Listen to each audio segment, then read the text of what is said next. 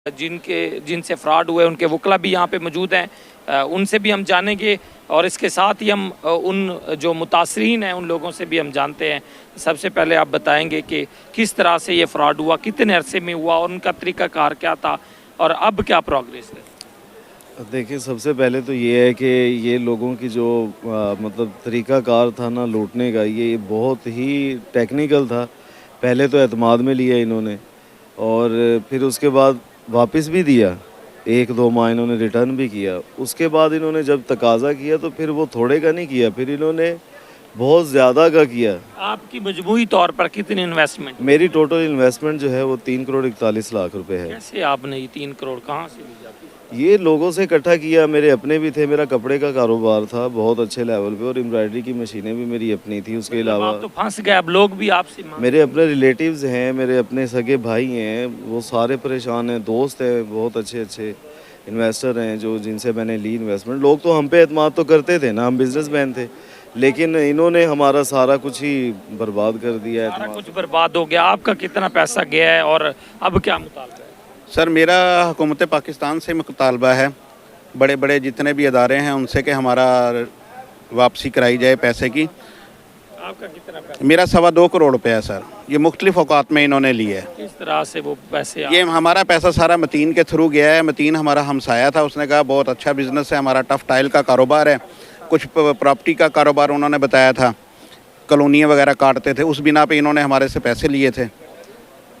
आपका कितना इन्वेस्टमेंट हुई है? जी अस्सलाम वालेकुम। मेरा तकरीबन यहाँ पर मजमूई तौर पे 2 करोड़ रुपया इनके पास इन्वेस्ट हुआ, ठीक है ना। पार्शली इन्वेस्ट हुआ, इन्होंने ट्रस्ट बिल्डअप किया और ट्रस्ट गेन करने के बाद इन्होंने टाइम टू टाइम मेरे से इन्वेस्टमेंट्स ली, रिटर्न्स भी देते रहे कुछ कुछ मुझे, लेकिन जब मैंने इनसे क्लेम किया कि मेरी अमाउंट्स मुझे जो है टोटली वापस करें, क्या हालात हैं? तो पैसे जाने के बाद डेफिनेटली हालात तो सारों के मुश्किलात का शिकार हैं सब लोग, और हम इस टाइम अपने इदारों से पूरी उम्मीद है कि वो हम सबको जो है वो इंसाफ दिलाएंगे और हमारी जो लूटी हुई रकम है के जो वकला हैं वो यहाँ पे मौजूद हैं और भी शहरी हैं। क्या अदालती प्रोसीडिंग क्या थी?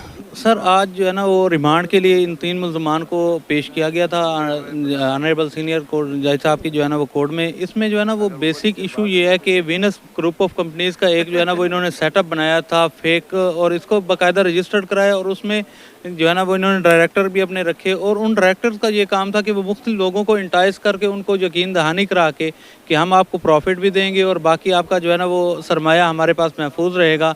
इन्होंने वहाँ से जो है ना वो सरमाया लेकर फिर इन्होंने उसको बड़े तरीके से जो है ना वो आउट ऑफ कंट्री पाकिस्तान से बाहर भेजा, और पाकिस्तान से बाहर भेजने के बाद वहाँ से फिर गोल्ड की सूरत में दुबई से या शारजा और इन कंट्रीज़ से जो है ना वो थ्रू कंटेनर इन्होंने वापस उसको ले आए। इसमें तफ्तीशी साहब जो हैं इन मुकदमात के जो आईयूज़ हैं उन्होंने भी काफ़ी ज़्यादा जो है ना वो इसमें स्ट्रगल की, और वो रिकॉर्ड पे लेके आए कि किस तरह ये जो है ना वो आउट ऑफ कंट्री, और ना सिर्फ ये बल्कि इन्होंने तुर्की और दीगर ममालिक के जो लोग हैं उनको भी जो है ना वो इसमें जो है ना फ्रॉड में शामिल किया। फ्रॉड में शामिल है। हाफिज नवीज़ अख्तर साहब सीनियर कानूनदान हैं, क्या समझते हैं जो मजमूई तौर पर बताया जा रहा है 12 अरब रुपए, क्या 12 अरब लूट लेना, फ्रॉड कर लेना इतना आसान है? शहरियों को किस तरह से ये वर्ग लाया गया है और आगे क्या देख रहे हैं इस केस का मुस्तकबिल क्या देख रहे हैं? इसमें अभी 2-3 मुल्ज़मान पकड़े गए हैं। बुनियादी तौर पे तो ये इनके 11 डायरेक्टर्स थे जो अभी तक इंकशाफ हुआ है थ्रू इन्वेस्टिगेशन, तो उनमें से 3 पकड़े गए हैं और बाकी इन्हीं की निशानदेही पर बाकी गिरफ़्तार होंगे। इनसे काफ़ी इम्प्रूवमेंट हुई है, कुछ रिकवरीज़ हुई हैं हल्की फुल्की, और बाकी जो इनकी चैटिंग होती रही है और इंटरनेशनल लेवल पे जो दूसरे ममालिक में बैठ के लोगों के साथ इन्होंने चीटिंग की है यहाँ पे।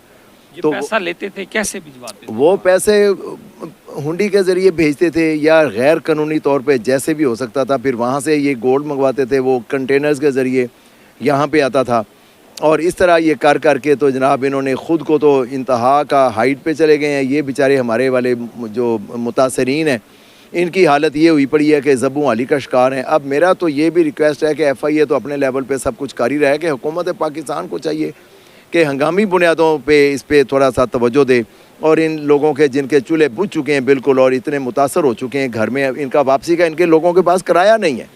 तो अच्छा, दूसरी सबसे बड़ी बात यह है कि इन्होंने लोगों से पैसे ले लेके तो वहाँ पे अब वो लोग इनके दरवाजे पे बैठे हुए हैं।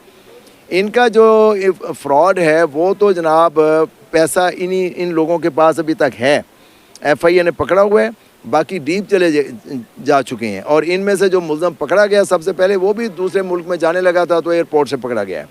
तो ऐसे ही इन्होंने करना है।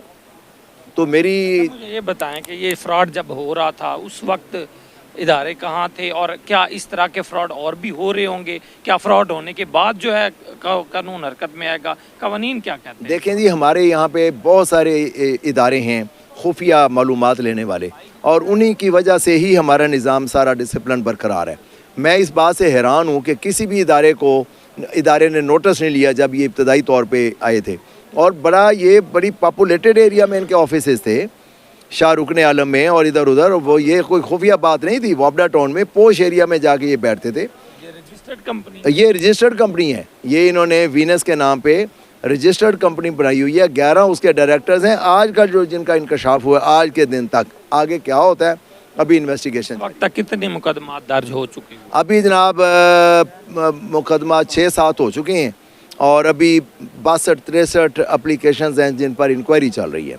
और उसके बाद पब्लिक एट लार्ज हैं सैकड़ों की तादाद में पीछे, और जो अभी तक पाइपलाइन में है जनाब। बिल्कुल पाइपलाइन में। और इस आज की जो तफ्तीश थी, आज की जो अदालती प्रोसीडिंग थी, उसमें मज़ीद जो रिमांड है 7 दिन का वो तलब किया गया। 23 दिन से ये जो मुलजमान है वो FIA की हिरासत में है। और FIA ने आज अदालत में बताया कि इसको केस को मनी लॉन्ड्रिंग उसमें FIA मनी लॉन्ड्रिंग में भिजवा दिया गया है, क्योंकि इसमें मनी लॉन्ड्रिंग का भी इंकशाफ हुआ है और गोल्ड की स्मगलिंग भी इसमें जो शामिल हुई है। और मज़ीद जो तहकीकात का दायरा वसी कर दिया गया है। 3 मुलजमान का मज़ीद जो 3 रोज़ा जिस्मानी रिमांड है सीनियर अदालत ने वो ग्रांट कर दिया हुआ है। और इसके साथ ही हम बताएं कि मजमूई तौर पर 12 अरब रुपए का ये फ्रॉड था, जिसमें मुतासरीन जो हैं वो अब सामने आ रहे हैं। और यहाँ पे भी मुतासरीन हुकूमत से मुतालबा करते नज़र आ रहे हैं कि इस फ्रॉड जो उनसे फ्रॉड हुआ है उनको उनकी दाद रसी की जाए, उनको उनकी लूटी हुई रकम वापस दिलवाई जाए।